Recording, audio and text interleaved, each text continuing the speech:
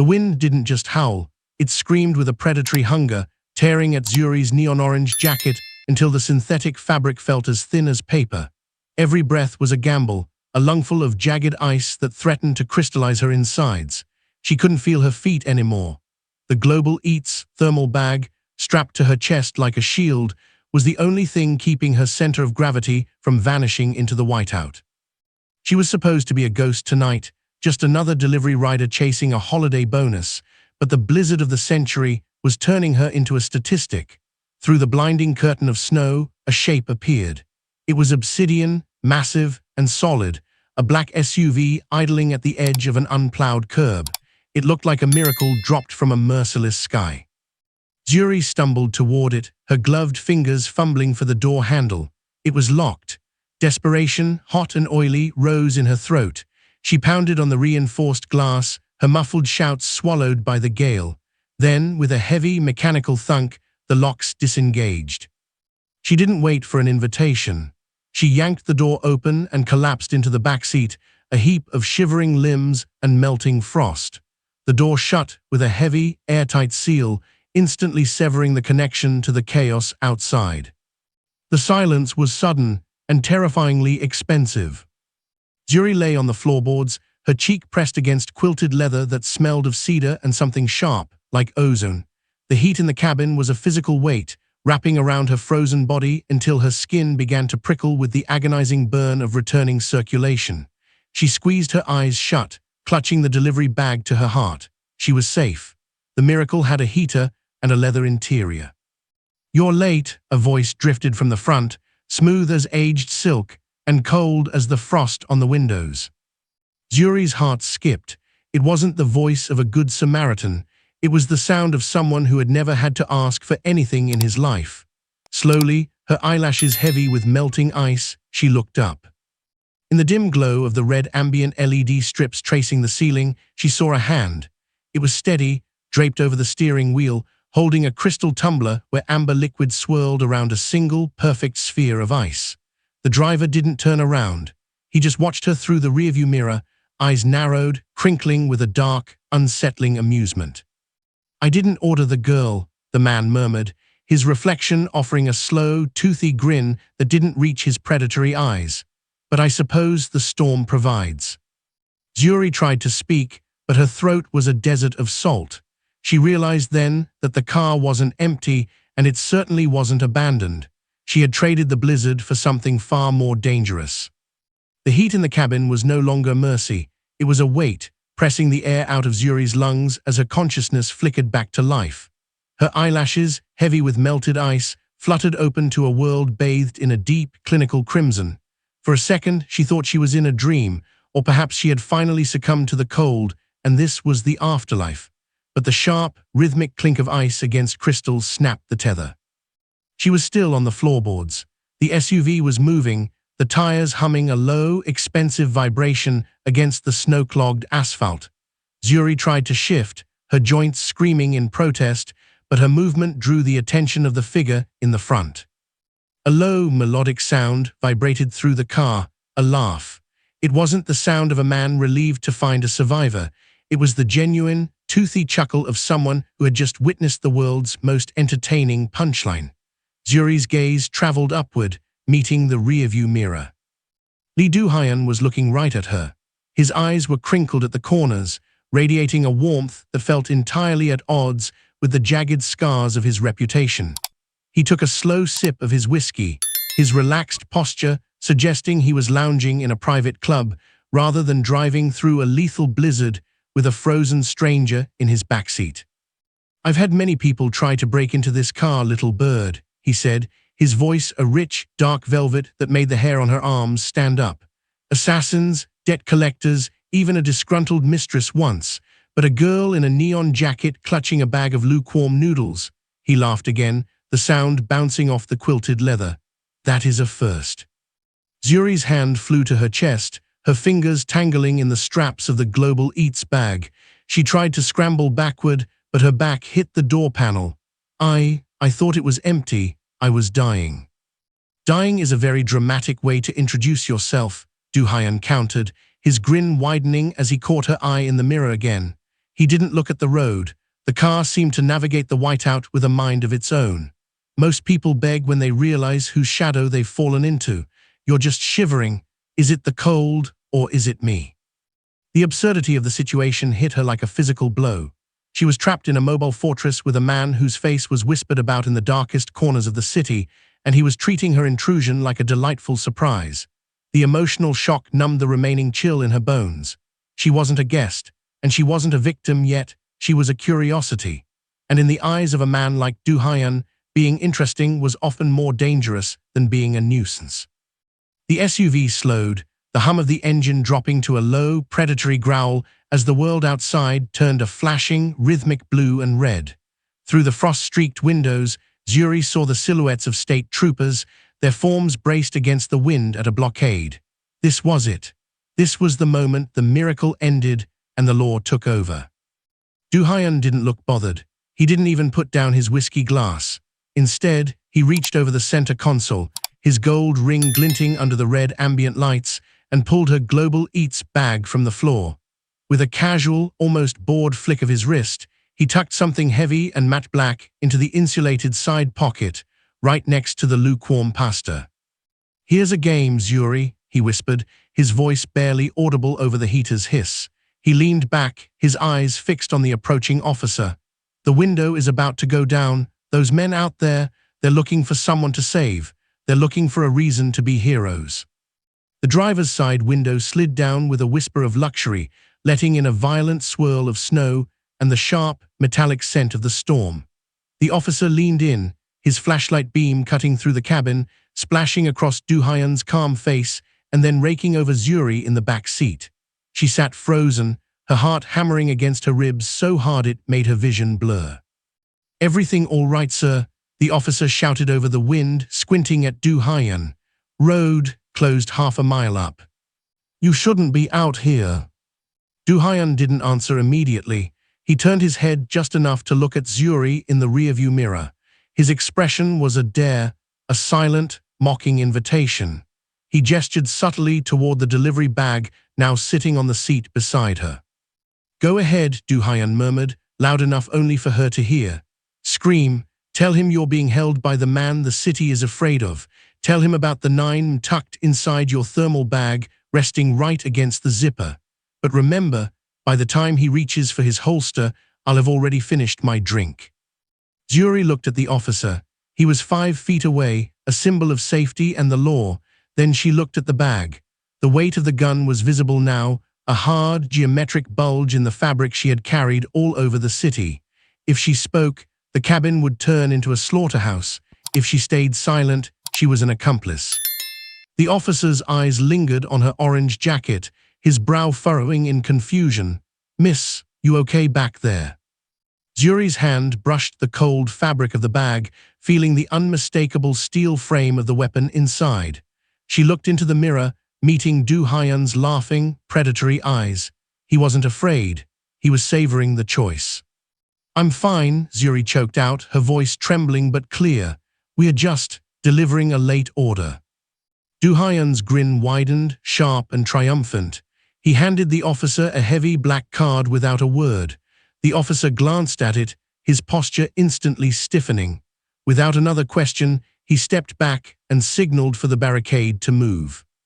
As the window rolled up, sealing them back into their private, crimson world, Du Haiyan let out a soft, appreciative hum. "Good choice, little bird. You're faster than you look." The SUV glided into an underground parking complex that felt more like a bunker than a garage, the air thick with the scent of expensive exhaust and polished concrete. When the engine finally cut, the silence that rushed in was heavy, pressurized by the secrets held within the reinforced walls. Du Haiyan didn't wait for her. He simply stepped out, leaving Zuri to scramble after him, clutching her neon jacket around her as if it could still protect her from the man leading the way. The elevator was a column of brushed steel and glass that ascended with a nauseating, silent speed. When the doors slid open, Zuri found herself standing on a floor of white marble so polished it reflected the storm raging outside the floor-to-ceiling windows. The penthouse was a cathedral of glass and shadow, perched high above the paralyzed city. Outside, the world was a chaotic blur of white and gray, but inside, the air was still, climate-controlled, and smelled faintly of expensive sandalwood. "Make yourself comfortable, Zuri," Du Haiyan said, tossing his gold-ringed keys onto a stone counter. He moved toward a bar that occupied half a wall, his movements fluid and terrifyingly at home. "The roads are officially impassable. Not even my drivers can get back out there tonight. You are quite literally grounded." Zuri stood by the window, her boots leaving damp, salt-stained prints on the pristine floor. From this height, the city looked like a graveyard, the streetlights flickering like dying embers under the weight of the snow. She felt a strange, jarring curiosity. The penthouse was filled with artifacts that seemed too beautiful for a man who kept a 9 in a food delivery bag, delicate ink paintings, ancient pottery, and shelves of leather-bound books that looked as though they had been handled with care. She turned to see him watching her, his coat discarded to reveal a tailored charcoal shirt that hugged the lean muscle of his shoulders. He didn't look like a ruthless boss in this light. He looked like a patron of the arts, a man of refined tastes. But then he smiled, and the illusion shattered. It was the same toothy, amused grin from the car, the look of a man who found everything, including her presence, to be a cosmic joke designed for his personal entertainment. "Go ahead," he gestured to the sprawling space, his voice echoing in the vast, open room. "Explore, touch the vases, read the books. Just don't try the front door. It's alarmed, and the security team downstairs has very little patience for deliveries trying to exit prematurely." Zuri's fingers brushed the velvet sofa, her heart still racing. She was trapped in a palace of gold and glass, surrounded by a luxury she had only ever seen through the windows of the houses she delivered to. But as she looked at Du Haiyan, who was now leaning against the bar and watching her with that predatory, crinkled gaze, she realized the gold was just a different kind of cage. The blizzard had saved her life, but it had delivered her into the hands of a monster who found her curiosity much more interesting than her fear. The silence of the penthouse was liquid, broken only by the soft, rhythmic crackle of a fireplace that cast dancing shadows across the marble. Du Haiyan gestured toward a low, velvet armchair, his eyes never leaving hers as he poured a second glass of the amber liquid. He didn't offer her a choice. He simply set the glass on the obsidian coaster beside her. "Drink," he commanded, though the edge in his voice had softened into something resembling genuine curiosity. "Your hands are still shaking, and I dislike the sound of teeth chattering in my living room." Zuri took a tentative sip. The whiskey was a controlled fire, sliding down her throat and blooming in her chest, finally chasing away the last of the phantom ice. She looked down at her hands, red, raw, and mapped with the small scars of 1,000 low-wage shifts. "What were you delivering?" Du Haiyan asked, leaning back against the mahogany bar, his silhouette framed by the white chaos of the storm outside.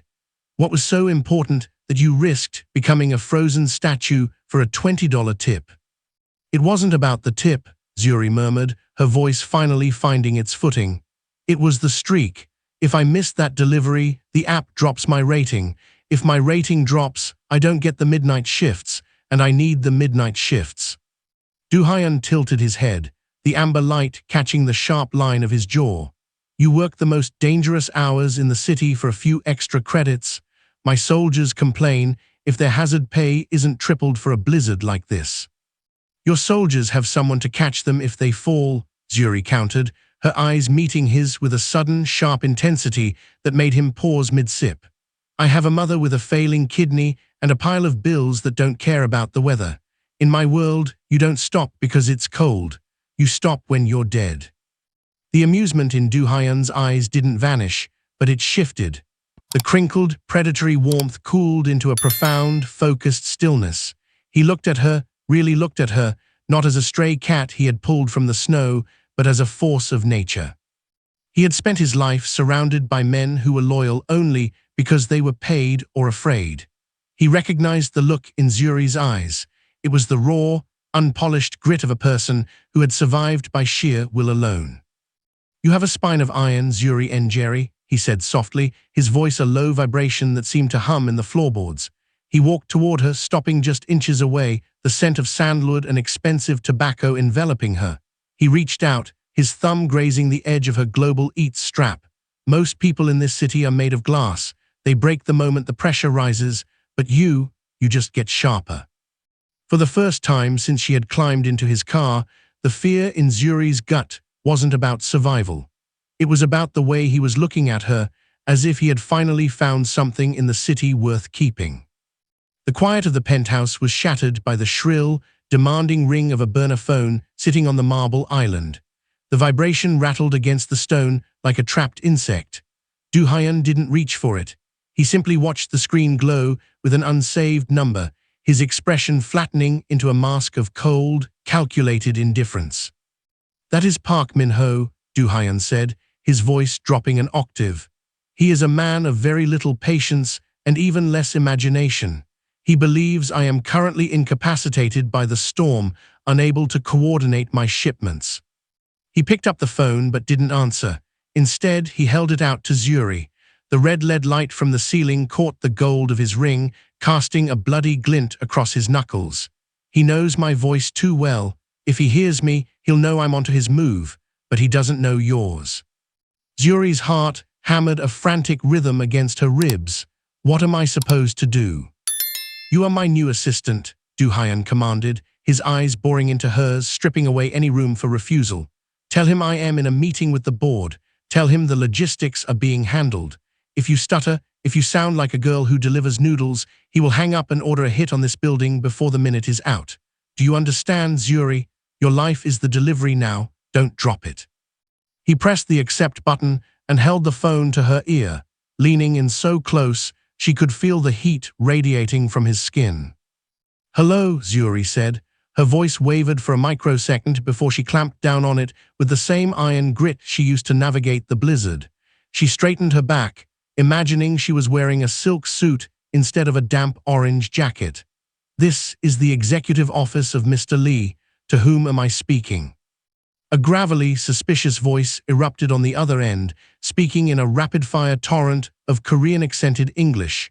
"Where is he? Tell him the docks are closed. The cargo doesn't move tonight." Zuri looked at Du Hyun. He made a subtle upward motion with his hand. "Keep going." "Mr. Lee is aware of the weather conditions," Zuri replied, her tone turning clipped, professional and icy. "However, our cargo doesn't stop for snow. The routes are secured. If you are calling to confess an inability to meet your side of the contract, I can note that for the morning review." There was a long, lethal silence on the other end. Du Hyun's eyes crinkled, a dark spark of pride flickering in his gaze. "Who is this?" the voice demanded, though the aggression had been replaced by a hint of doubt. "Someone who doesn't like being kept waiting," Zuri snapped. "Good night, Mr. Park." She ended the call and leaned back against the counter, her lungs burning as if she'd been running. Du Hyun took the phone from her hand, his fingers lingering against hers. He let out a soft, low whistle. "Logistics," he murmured, his grin returning. This time it wasn't just amused, it was hungry. "I think I've been underutilizing you, Zuri and Jerry." The chime of the elevator was the only warning. It was a soft, polite sound that felt obscenely out of place as the steel doors slid open to reveal three men in tactical gear, their faces masked by the shadows of the foyer. The first shot didn't sound like a movie. It was a dry, hollow crack that shattered a Ming Dynasty vase inches from Zuri's head. The air was suddenly filled with the scent of pulverized ceramic and gunpowder. Before Zuri could scream, a heavy weight slammed into her, dragging her down behind the obsidian bar. It was Du Hyun, but the man who had been sipping whiskey and laughing at her grit was gone. His eyes were no longer crinkled with amusement. They were flat, dark mirrors reflecting a terrifying, singular focus. He didn't look at Zuri as he reached under the counter and pulled out a suppressed submachine gun that looked like an extension of his own arm.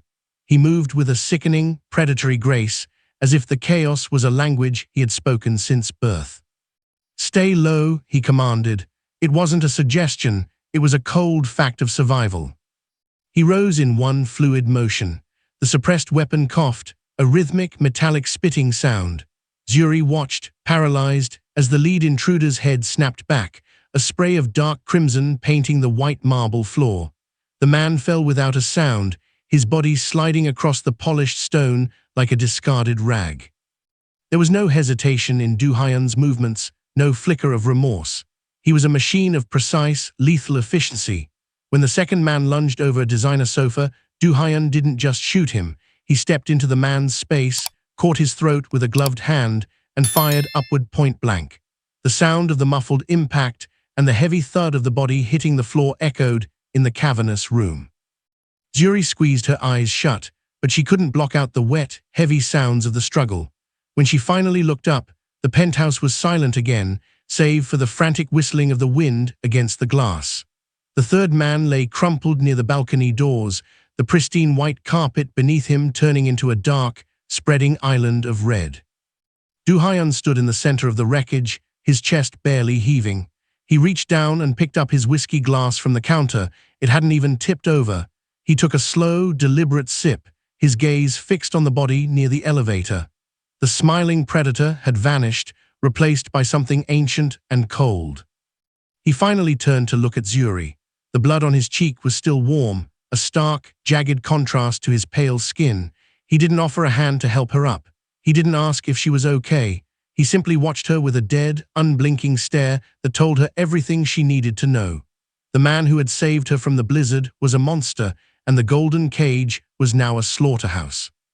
The morning sun was a blinding, cruel irony, reflecting off the fresh snow with a brilliance that made the bloodstains on the marble floor look like spilled ink. The storm had broken, leaving the city in a deathly, suffocating stillness. Inside the penthouse, the air was heavy, with the scent of ozone and expensive cleaning chemicals, though no amount of scrubbing could erase the memory of the wet thud of bodies hitting the floor. Du Hyun stood by the floor-to-ceiling window, his silhouette sharp against the frozen skyline. He had changed into a fresh white shirt, the sleeves rolled up to reveal forearms that were steady, unmarked, and terrifyingly calm.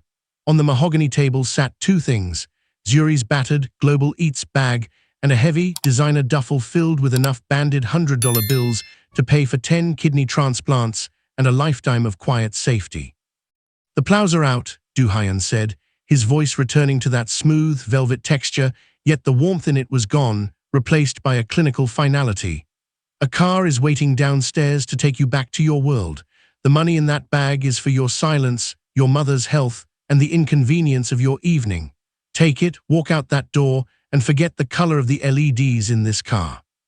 Zuri looked at the money, then at her own trembling hands. The miracle had arrived, but her gut twisted with a new, sharper fear. She thought of the phone call, of the way she had used her voice to deceive a man like Park Min-ho. She thought of the third assassin, the one who had looked her in the eye before Du Hyun ended him. "It's not that simple, is it?" Zuri whispered, her voice cracking the silence. "You gave me the phone, you let me speak to him, you let them see me." Du Hyun turned slowly, his eyes narrowing as he studied her. The predator was still there, lurking just beneath the tailored fabric of his shirt. "You were a necessity of the moment, Zuri." "I was a witness," she corrected, stepping toward him, her grit flickering back to life even through her terror. "Park Min-ho doesn't know your assistant's name, but he knows my voice. He knows I was in this room when his men died. If I walk out that door with this money, I'm just a delivery girl with a target on her back. I won't make it to the hospital, and you know it." The silence stretched, thin and lethal. Du Hyun walked toward her, stopping close enough that she could see the faint, dark shadow of stubble on his jaw. He didn't deny it. Instead, he reached out, his fingers grazing the collar of her orange jacket, the same jacket that had been a click magnet for trouble. "You're right," he murmured, a ghost of that dark, crinkled grin tugging at the corner of his mouth. "The exit strategy was a test. Most would have taken the cash and died in the lobby, but you see the chess board." He leaned in, his breath warm against her ear. "The storm has stopped, little bird, but the hunt has just begun. You can take the money and pray for a miracle, or you can stay in the car. Which is it?" The duffel bag of cash sat on the passenger seat of the taxi like a lead weight, a fortune that felt more like a burial shroud. As the car crawled through the slushy streets of a city waking up from its frozen coma, Zuri stared at the passing storefronts. Everything looked smaller, cheaper, and dangerously fragile. She saw a fellow delivery rider skidding on a patch of black ice, and for a fleeting second, she saw herself, a girl chasing pennies while wolves moved in the shadows. She pulled out her phone, her thumb hovering over the app that dictated her life. A notification blinked, delivery rating adjusted, but beneath it was something else, a grainy photo sent from an unknown number. It was a shot of her entering the SUV the night before, her neon jacket a glowing target against the dark metal. The message was a single word: found. The realization hit her with the force of the blizzard she had just escaped. Park Min-ho wasn't waiting for her to move. He was already closing the net. If she went home, she was bringing a death sentence to her mother's doorstep. "Stop the car," Zuri commanded. The taxi driver grumbled, but she was already out the door, the duffel bag gripped in one hand and her pride in the other. She didn't head for the hospital or the bank. She ran back toward the obsidian fortress, her lungs burning with the sharp morning air. She reached the underground garage just as the black SUV was beginning to pull out, its tinted windows impenetrable and cold. Zuri threw herself in front of the hood. The tires screeched, stopping inches from her knees. The driver's side window slid down, revealing Do Hyun's eyes, surprised, then instantly narrowing into that familiar, lethal focus. "You have a death wish, little bird?" he asked, his voice a low, dangerous vibration. "Or did you forget your tip?" "They're already here," Zuri gasped, leaning against the warm metal of the hood. She held up her phone, the screen cracked but the image clear. The garage entrance. The black sedan 3 levels up wasn't security. "They aren't waiting for you to leave the city, Do Hyun. They're waiting for you to turn the corner." Do Hyun looked at the photo, then at Zuri.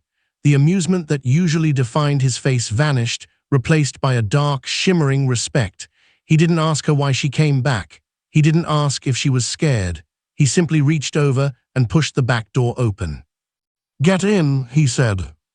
Zuri didn't hesitate. She climbed into the back seat, the door sealing with that same pressurized thunk that had saved her life the night before. She tossed the bag of money onto the floorboards. She wasn't a guest anymore, and she wasn't a delivery. She was a witness who had chosen her side. "I'm not going back to the noodles," she said, her voice like iron. Do Hyun put the car into gear, a slow, toothy grin spreading across his face as he looked at her in the rearview mirror. "Good. I was starting to think I'd have to find a new strategist." The hum of the SUV was a familiar, expensive vibration, but the view from the back seat had changed. The floorboards were no longer littered with melting frost or tattered thermal bags. Instead, they were clean, illuminated by the soft glow of a tablet reflecting complex shipping manifests and encrypted route maps. Zuri Njeri didn't wear a neon-orange jacket anymore. She wore tailored charcoal wool that matched the interior of the car, her movements precise as she swiped through the logistics of a 3-state distribution network. "The Port Authority in Incheon is stalling," Zuri said, her voice a calm, executive blade that cut through the silence of the cabin. "They think they can leverage the new tariffs to squeeze an extra 5%. I've already rerouted the primary shipment through Busan and leaked their internal ledger to the Maritime Union. They'll be too busy with a strike to worry about our margins by morning." In the front seat, the smiling predator didn't move. Lee Do-hyun's hand remained steady on the wheel, his gold signet ring catching the red ambient light of the ceiling. He took a slow sip from a crystal tumbler, this time filled with a celebratory vintage, and met her gaze in the rearview mirror. His eyes crinkled. The dark, predatory amusement was still there, but it was anchored by a profound, shimmering pride. "Logistics," he murmured, the word sounding like a caress. "I told you that you were underutilized, little bird. Most people play the game to survive the night. You play it to own the morning." "I learned from the best," Zuri countered, a ghost of a grin playing on her lips as she shut down the tablet. A year ago, she had been a ghost in the snow, a girl whose life was valued at the price of a lukewarm meal. Now, she was the architect of the very shadows Do-hyun moved through. She had taken her radical self-reliance and her spine of iron and forged them into a seat at the table. Her mother's medical bills were a distant memory, replaced by a portfolio of influence that stretched across the city. The car glided toward the edge of a cliffside overlook, the city lights shimmering below like a carpet of fallen diamonds. Do-hyun put the vehicle in park and turned around, his arm draped over the seat. He didn't look at the view, he looked at her. "The storm is coming again tonight, Zuri," he said, his voice a low, velvet hum. "The biggest one since the night you broke into my sanctuary." Zuri looked out at the darkening sky, then back at the man who had become her partner in every sense of the word. She reached out, her fingers, now manicured and steady, brushing against his. "Let it come," she said, her voice echoing the iron grit of the girl she used to be. "We aren't the ones hiding from the cold anymore." They sat in the pressurized silence of their golden cage, no longer predator and prey, but two monsters who had found a way to rule the dark together. If you enjoyed this journey from the blizzard to the boardroom, don't forget to like and subscribe for more high-stakes stories.